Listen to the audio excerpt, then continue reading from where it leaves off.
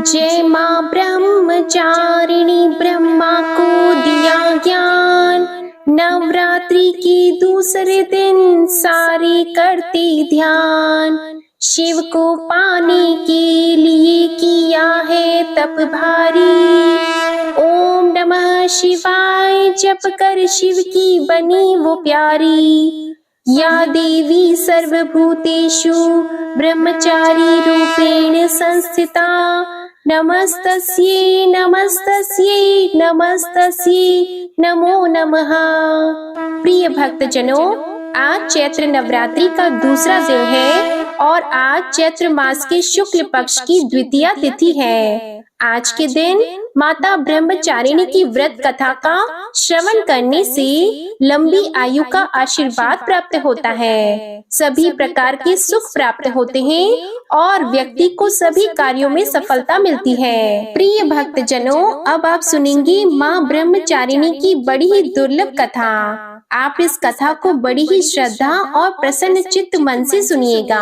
माँ ब्रह्मचारिणी देवी का स्वरूप पूर्ण ज्योतिर्मय एवं अत्यंत भव्य है। उनके दाहिने हाथ में जप की माला और बाएं हाथ में कमंडलू रहता है। अपने पूर्व जन्म में जब ये हिमालय के घर पुत्री के रूप में उत्पन्न हुई थी, तब नारद जी के उपदेश से उन्होंने भगवान शंकर जी को पति के रूप में प्राप्त करने के लिए अत्यंत कठिन तपस्या की थी। इसी दुष्कर तपस्या के कारण इन्हें तपस्चारिणी अर्थात ब्रह्मचारिणी नाम से अभिहित किया गया।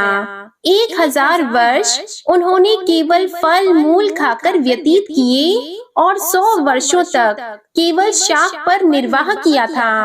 कुछ दिनों तक कठिन उपवास रखते हुए देवी ने खुले आकाश के नीचे वर्षा और धूप के भयानक कष्ट सहे।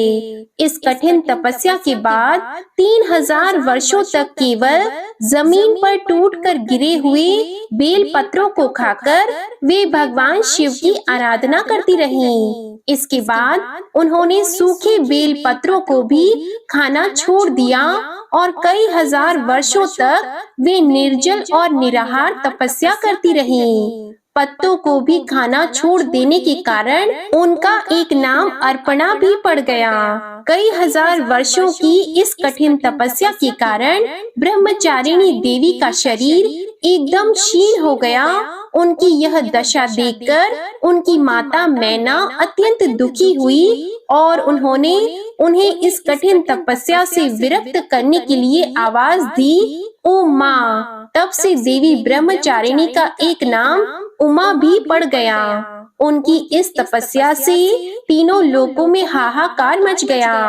देवता, ऋषि, सिद्धगण, मुनि सभी देवता ब्रह्मचारिणी की इस तपस्या को अभूतपूर्व पुण्य कृत्य बताते हुए उनकी सराहना करने लगे। अंत में पितामह ब्रह्मा जी ने आकाशवाणी के द्वारा उन्हें संबोधित करते हुए प्रसन्न स्वर में कहा, हे देवी, आज तक किसी ने ऐसी कठोर तपस्या नहीं की जैसी तुमने की है। तुम्हारे इस अलौकिक कृत्य की चारों ओर सराहना हो रही है। तुम्हारी मनोकामना सर्वतोभावेन परिपूर्ण होगी। भगवान चंद्रमौली शिवजी तुम्हें पति रूप में प्राप्त अवश्य होंगे। अब तुम तपस्या से विरत होकर घर लौट जाओ। शीघ्र ही तुम्हारे पिता तुम्हें बुलाने आ रहे हैं। भक्त जनों, माँ ब्रह्मचारिणी की इस कठोर तपस्या को देखते हुए भगवान शिवजी ने कई बार उनकी परीक्षा भी ली। उस परीक्षा में देवी माँ उत्तीर्ण हुई और इससे प्रसन्न होकर महादेव भगवान भोलेनाथ ने माता ब्रह्मचारिणी को अपनी अर्धांगिनी स्वीकार किया, उन्हें आशीर्वाद दिया तथा उनसे विवाह किया। माँ दुर्गा का यह दूसरा स्वरूप भक्तों और सिद्धों को अत्यंत फल देने वाला है। उनकी उपासना से मनुष्य में तप, त्याग, वैराग्य, सदाचार और संयम जैसे गुणों की वृद्धि होती है। जीवन के कठिन संघर्षों में भी व्यक्ति अपने कर्तव्य से विचलित नहीं होता। माँ ब्रह्मचारिणी देवी की कृपा से उसे सर्वत्र सिद्धि और विजय की प्राप्ति होती है। लालसाओं से मुक्ति के लिए माँ ब्रह्मचारिणी का ध्यान लगाना बहुत ही श्रेष्ठ माना जाता है। दुर्गा पूजा के दूसरे दिन इन्हीं के स्वरूप की उपासना की जाती है और इसी दिन साधक का मन स्वाधिष्ठान चक्र में उपस्थित होता है। इस चक्र में अवस्थित चित्त वाला योगी ब्रह्मचारिणी जी की कृपा और भक्ति सहज ही प्राप्त कर लेता है। प्रेम से बोलिए माता ब्रह्मचारिणी की जय। जय हो माँ शारदा, जय माँ भवानी। अपने सभी भक्तों का दुख दूर करो माँ। जय माता दी। ओम नमः शिवाय। प्रिय भक्तजनों, आइए अब सुनते हैं माता रानी की दूसरी कथा। एक राजा और एक रानी थी। बहुत दिनों तक उनके कोई संतान नहीं हुई। बहुत जप और तप करने के बाद कई सालों बाद उनको एक संतान की प्राप्ति पुत्र रूप में हुई। अब राजा और रानी बहुत खुशी से अपना राजपाट संभालने लगे। कई दिनों तक ऐसे चलता रहा और देखते देखते पुत्र 4-5 साल का हो गया। एक दिन की बात है, रानी दोपहर में बच्चे के साथ सो रही थी और बच्चे की नींद खुल जाती है। वह उठकर बाहर की ओर जाने लगा। क्योंकि उसको बाहर जाने नहीं दिया जाता था, तो वह माँ को सोता हुआ देखकर उसके मन में बाहर जाकर अपनी उम्र के बच्चों के साथ खेलने की इच्छा हुई और वह छिपकर बाहर चला गया। वह खेलते खेलते बहुत दूर चला गया और वह किसी दूसरे गांव में जा पहुंचा। इधर जब रानी की नींद खुली तो वह बच्चे को अपने पास न देखकर बहुत हैरान हुई। फिर बच्चे की खोजबीन शुरू की गई। बहुत प्रयास करने के बाद सफलता हासिल नहीं हुई, अर्थात उनको बच्चा नहीं मिला। अब राजा रानी फिर से दुखी हो गए। अब वह बच्चा उस गांव में एक ग्वाले के घर पहुंचा। तो ग्वालिन ने उससे पता पूछा कि हे पुत्र, तुम कहाँ से आए हो? तो वह बच्चा अपने बारे में कुछ बता नहीं सका, क्योंकि वह बहुत छोटा था, उसको कुछ पता नहीं था। वह केवल बच्चों के साथ खेलते खेलते दूर चला गया था। तो ग्वाले ने कहा कि जब यह बच्चा अपना नाम नहीं बता पा रहा है तो इसको अपने पास रख लो। जैसे तुम्हारे 2 बच्चे हैं वैसे ही यह तीसरा रहेगा। अब इधर वह बालक ग्वाले के बच्चों के साथ घुल मिलकर खेलने लगा और कुछ दिन बीत भी गए। एक दिन ग्वाले की नजर उस बच्चे के हाथ पर पड़ी तो वह देखा कि उसके हाथ में किसी का नाम लिखा हुआ है। तो वह बच्चे से पूछा, पुत्र, यह किसका नाम है? तो उस बच्चे ने कहा, यह हमारे पिताजी का नाम लिखा है। तो ग्वाले ने कहा कि हम आपके पिताजी का नाम ढूंढते हुए घर पर चलेंगे। अब देखिए, इधर जब राजा शिकार पर निकल जाते हैं तो रानी रोज अपने बच्चे को इधर उधर ढूंढती है, क्योंकि माँ का हृदय था। वह दिन भर तड़पती अपने बच्चे की याद में इधर उधर बाग बगीचे में देखती कि कहीं मेरे बच्चे का कोई संदेश आ जाए। रानी यही सोचती कि इतने दिन बाद एक संतान हुई थी तो मैंने लापरवाही में वह भी अपने हाथ से गवा दी। अब रानी एकदम निराश होकर एक गांव में पहुंची तो वहां उसने देखा कि कुछ औरतें मिलकर देवी माता की पूजा कर रही थी। तो रानी भी वहां जाकर बैठकर पूरी पूजा देखती है और पूजा के दौरान माता रानी की कथा को बहुत मन लगाकर सुनती है। पूजा समाप्त हो जाने के बाद सभी सुहागिनें रानी को प्रसाद देती हैं। तब रानी ने पूछा, बहन, आप किसकी पूजा कर रही हैं? हमको भी बताइए। तब सभी सुहागिनों ने कहा कि हम माँ भवानी, माँ दुर्गा की पूजा कर रही हैं। माता बहुत ही दयालु है, ये अपने भक्तों के संकट को क्षण मात्र में दूर कर देती है। बस ध्यान लगाने वाली बात है, तब तक आपकी मनोकामनाएं तुरंत ही पूरी हो जाती हैं। जब आपकी मनोकामनाएं पूरी हो जाएं, तो आप तुरंत माँ देवी की पूजा करिए और उनकी पूजा को कभी टालना नहीं चाहिए। तो रानी ने अपने मन में सोचा कि अगर माँ भवानी, माँ दुर्गा ने हमारा बच्चा सकुशल वापस हमारे घर पहुँचा दिया तो हम भी इसी तरह से सभी सुहागिनों के साथ माता रानी की पूजा करेंगी। उधर रानी का ये मन्नत मांगना हुआ और इधर ग्वाला बच्चे को लेकर उसके पिता की तलाश में निकल पड़ा। वह कई जगह ढूंढते हुए काफी देर बाद गांव के किनारे पहुंचा तो एक व्यक्ति से पूछा कि भैया, इस नाम के व्यक्ति को क्या आप जानते हैं? तो वह आदमी ने बताया, हाँ भैया, यह हमारे राजा का नाम है। उनका पुत्र खो गया है, क्या यह उन्हीं का पुत्र है? यह बताकर ग्वाले को घर का पता बताया। ग्वाला जब बच्चे को लेकर राजा के द्वार पर पहुंचा तो राजा रानी ने अपने बच्चे को देखकर लिपटकर भी रोने लगे और बार बार ग्वाले का धन्यवाद करने लगे। तो राजा ने पूछा कि भाई, इसको आपने कहाँ पाया? तो ग्वाले ने कहा, राजा साहब, यह बालक घूमते घूमते हमारे गांव आ पहुंचा था। तब हमने इससे इसका पता पूछा तो बालक कुछ नहीं बता सका। एक दिन खेलते खेलते जब मेरी नजर इसके हाथ पर गई तो उसका नाम लिखा हुआ था और उसी नाम के सहारे हमने इसको आप तक पहुंचाया है। प्रिय भक्तजनों, रानी की खुशी की सीमा नहीं थी। रानी ने राजा से कहा कि ग्वाले को खूब धन दौलत देकर विदा कीजिए, लेकिन ग्वाले ने कुछ भी नहीं लिया और कहा, जितनी खुशी आपको है आपका पुत्र पाकर, उतनी खुशी मुझे भी है कि मैंने आपकी धरोहर को आप तक पहुंचाया है। अंत में राजा ने ग्वाले को धन देकर विदा किया। अब रानी को यह तुरंत याद आ गया कि वह माता रानी की मन्नत मांगी थी, उनकी पूजा करने का और नवरात्रि का व्रत करने का।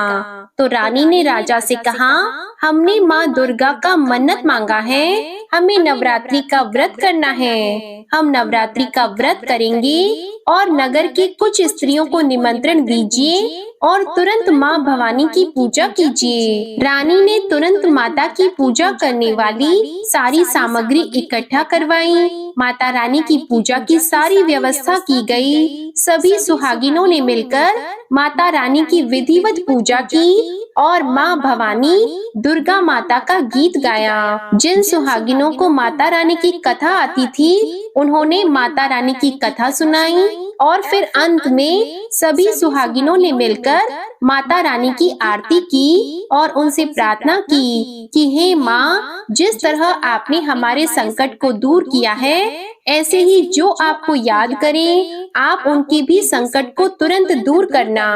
हे माँ, आपका स्वभाव बड़ा ही दयालु है, बड़ा ही सहज है, बड़ी ही कृपालु है। जय माता रानी। हे माँ भवानी, जिस प्रकार आपने रानी के बच्चे को वापस किया, उसकी गोद भरी, उसके जीवन में खुशियाँ लौटाई, उसी प्रकार सभी माताओं की गोद को हरा भरा रखना, सभी के घर में सुख समृद्धि लाना। जय माँ दुर्गा।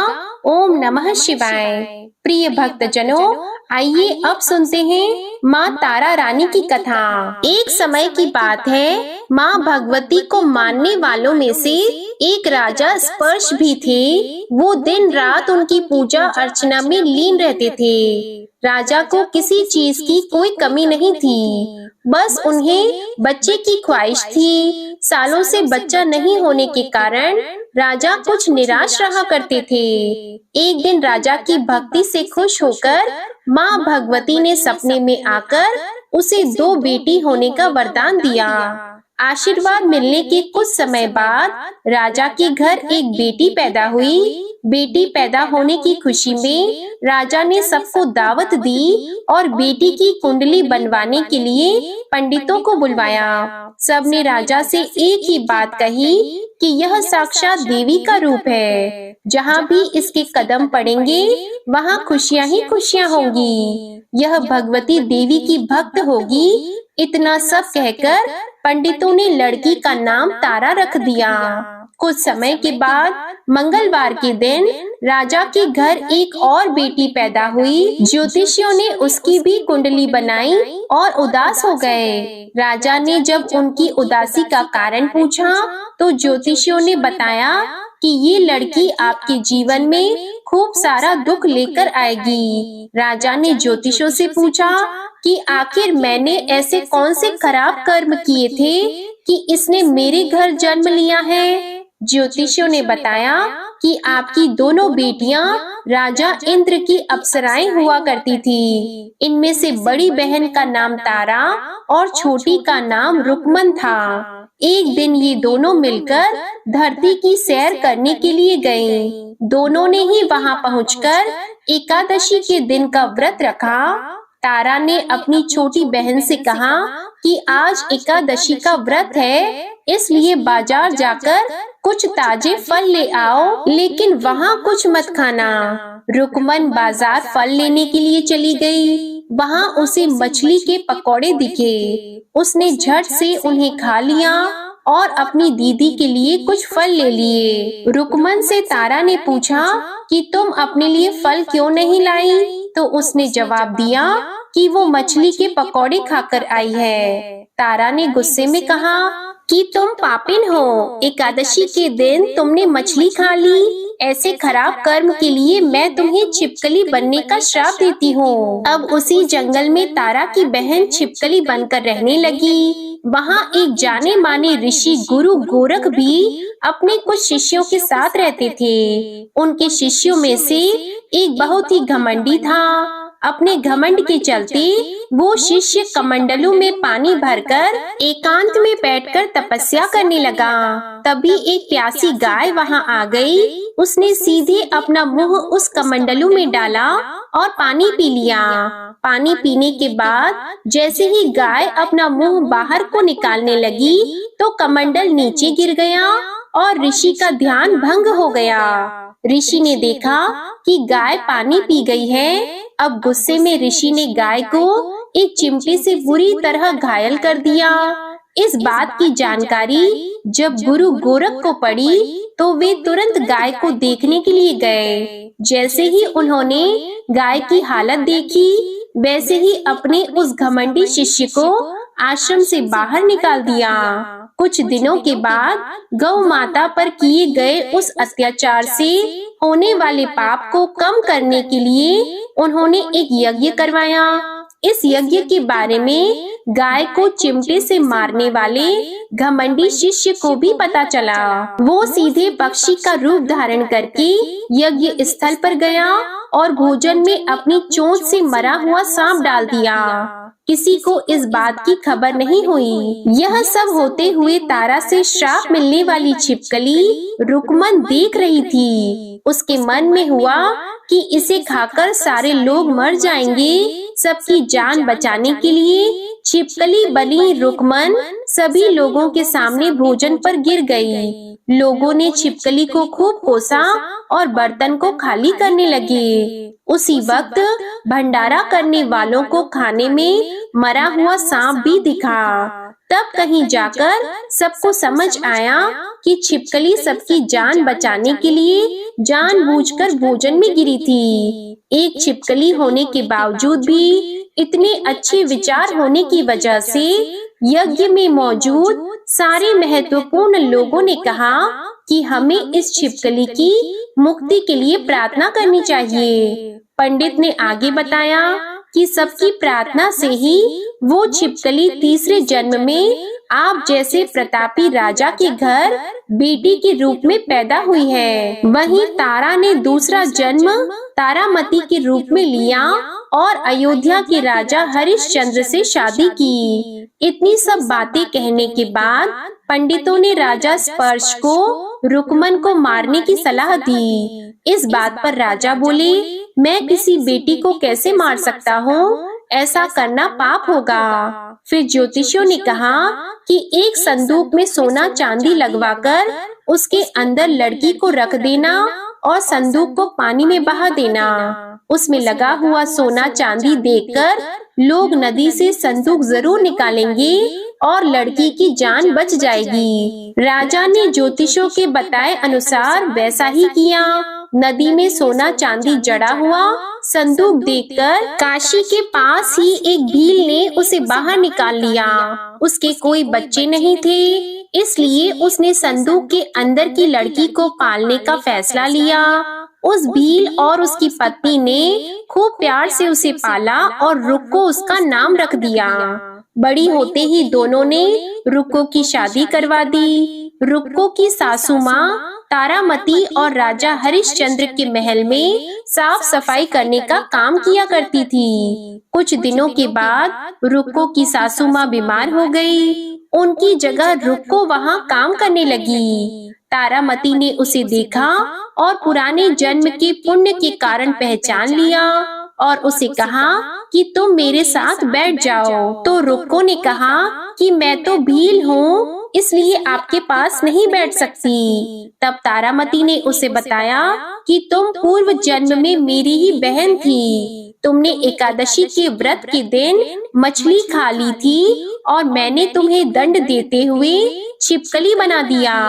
अब तुम्हें दोबारा मनुष्य जन्म मिला है, तो इस जन्म में माँ वैष्णो देवी की पूजा करके पुण्य कर्म करो। माँ की पूजा से तुम्हारी सारी इच्छाएं भी पूरी होंगी। तारामती की इस बात को सुनने के बाद रुक्को माँ वैष्णो देवी से एक बेटे के लिए प्रार्थना करती है और कहती है कि अगर उसकी मनोकामना पूरी हुई तो वो अपने घर में माँ वैष्णो देवी का पूजन और जागरण कराएगी। माँ वैष्णो देवी उसकी प्रार्थना सुन लेती है और उसे एक बेटा होता है। पुत्र की प्राप्ति के बाद रुक्को उसकी देखभाल और लाड दुलार में माँ वैष्णो देवी की पूजा करना भूल जाती है। ऐसा होते होते 5 साल बीत गए और फिर एक दिन उस बच्चे को चेचक यानी माता निकल आती है। बच्चे की ऐसी स्थिति देखकर परेशान रुक्को अपने पिछले जन्म की बहन तारामती के घर जाकर उन्हें इस समस्या के बारे में बताती है। तब तारामती ने पूछा कि तुमने माँ वैष्णो देवी की पूजा अर्चना में कोई गलती तो नहीं की। फिर रुक्को को याद आता है कि उसने माँ वैष्णो देवी का जागरण कराने का प्रण लिया था। ये बात याद आते ही रुक्को को काफी पछतावा हुआ और मन में उसने माँ से कहा कि बच्चे के ठीक होते ही वो अपने घर में जागरण कराएगी। अगले ही दिन उसका बेटा पूरी तरह स्वस्थ हो जाता है। तभी रुक्को ने माता रानी के मंदिर जाकर पुजारियों को कहा कि मंगलवार के दिन घर में जागरण करवा दीजिए। तब रुक्को की बात सुनकर पंडित कहते हैं कि तुम यही 5 रुपए दे दो, तुम्हारे लिए हम मंदिर में ही जागरण करा देते हैं। तब रुक्को कहती है, मुझे पता है कि मैं चमारिन हूँ, लेकिन आप मेरे घर आकर ही जागरण करवा दीजिए। माँ किसी तरह का भेदभाव नहीं करती, तो आपको भी नहीं करना चाहिए। इस पर पंडितों ने विचार विमर्श करके कहा कि अगर रानी आपके जागरण में आती है तो हम तुम्हारे घर आकर जागरण करने के लिए तैयार हैं। पंडितों की बात सुनकर रुक्को अपनी बहन रानी तारामती के पास जाती है और तारामती को सारी बात बताती है। रुक्को की बातें सुनकर तारामती जागरण में जाने के लिए तैयार हो जाती है। इस बात को बताने के लिए रुक्को जब पंडित जी के पास जाती है तब उनके बीच की बातों को सेन नामक नाई सुन लेता है। फिर वह राजा हरिश्चंद्र को जाकर सारी बातें बता देता है। राजा के मन में हुआ कि रानी को नीची जाति वालों के घर जागरण में नहीं जाना चाहिए। इसी वजह से वो अपनी उंगली काट लेते हैं जिससे उन्हें नींद न आए और रानी जागरण में न जा सके। जब जागरण का समय होता है तब भी राजा को जागते हुए देखकर रानी मन ही मन माँ वैष्णो देवी से प्रार्थना करती है कि महाराज को नींद आ जाए ताकि मैं जागरण में जा सकूं। रानी की प्रार्थना के कुछ ही देर बाद राजा को नींद आ जाती है। फिर रानी तारामती रोशनदान में रस्सी बांधकर महल से नीचे आकर रुक्को के घर चली जाती है। इसी जल्दबाजी में रास्ते में ही रानी का रेशमी रुमाल और एक पांव का कंगन गिर जाता है। इधर कुछ वक्त बाद राजा हरिश्चंद्र की नींद टूट जाती है। नींद खुलने पर रानी को अपने पास न देखकर राजा उसकी तलाश में निकल जाते हैं। रानी को ढूंढते ढूंढते उन्हें रानी का रुमाल और कंगन मिलता है। रानी की चीजों को अपने साथ लेकर राजा जागरण स्थल पहुंचते हैं और एक जगह चुपचाप बैठकर जागरण सुनने लगते हैं। माँ वैष्णो देवी के जयकारे के साथ जागरण खत्म होता है और सभी को प्रसाद दिया जाता है। तब रानी अपने हिस्से के प्रसाद को झोली में डाल लेती है। रानी के ऐसा करने पर लोग उनसे पूछते हैं कि वो प्रसाद क्यों नहीं खा रही है। अगर आप प्रसाद का सेवन नहीं करती हैं, तो जागरण में आए लोग भी प्रसाद नहीं खाएंगे। तब रानी बोलती है कि वह प्रसाद राजा के लिए था, अब आप मुझे प्रसाद दीजिए। फिर अपने लिए प्रसाद लेकर रानी सबके सामने उसे खा लेती है। रानी के प्रसाद खाते ही जागरण में मौजूद सभी भक्तों ने भी प्रसाद खाया। उसके बाद रानी महल के लिए निकल जाती है। तभी रास्ते में ही राजा उन्हें रोककर पूछते हैं कि तुमने नीच जाति के घर प्रसाद खाकर खुद को अपवित्र कर लिया है। तुमने मेरे लिए भी प्रसाद रखा है, अब तुम उससे मुझे भी अपवित्र करना चाहती हो।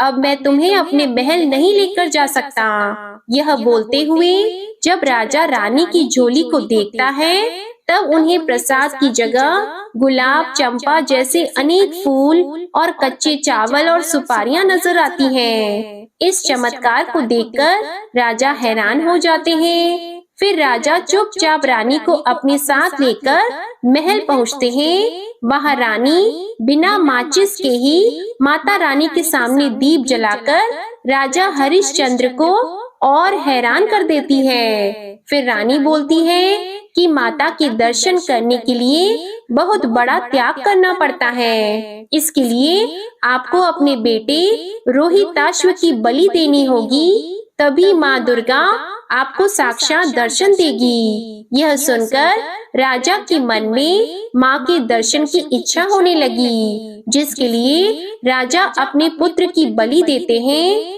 बलि देने के बाद माँ दुर्गा शेर पर सवार होकर प्रकट होती हैं। उन्हें देखकर राजा हरिश्चंद्र काफी खुश हो गए और माँ दुर्गा ने तुरंत राजा के बेटे को दोबारा जिंदा कर दिया। इस चमत्कार को देखकर राजा हरिश्चंद्र खुश हो गए और तभी राजा ने माँ की पूरी विधि से पूजा करके उनसे अपनी गलतियों की माफी मांगी। माँ दुर्गा ने भी राजा को खुश रहने का आशीर्वाद दिया और अंतर ध्यान हो गई। तब राजा ने तारा रानी से कहा कि मैं बहुत खुश हूँ कि मुझे पत्नी के रूप में आप मिली है। फिर राजा हरिश्चंद्र, तारा रानी और रुक्मन तीनों अपनी मनुष्य योनि से छुटकारा पाकर देवलोक में चले जाते हैं। प्रेम से बोलिए माता रानी की जय। जय अम्बे माँ। ओम नमः शिवाय। प्रिय भक्त जनों, आइए अब श्रवण करते हैं माता ब्रह्मचारिणी जी की आरती। ओम जय ब्रह्मचारिणी माँ, मैया जय ब्रह्मचारिणी माँ। अपने भक्त जनों पर करती सदा दया। ओम जय ब्रह्मचारिणी माँ। दर्शन अनुपम मधुरम साधन रत रहती। शिव जी की आराधना मैया सदा करती। ओम जय ब्रह्मचारिणी माँ। बाहिने हाथ कमंडल, दाहिने में माला। रूप ज्योतिर्मय अद्भुत सुख देने वाला।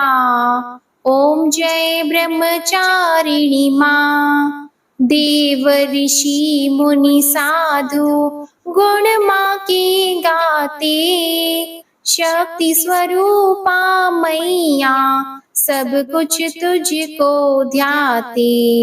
ओम जय ब्रह्मचारिणी माँ। संयम तप वैराग्य प्राणी वो पाता।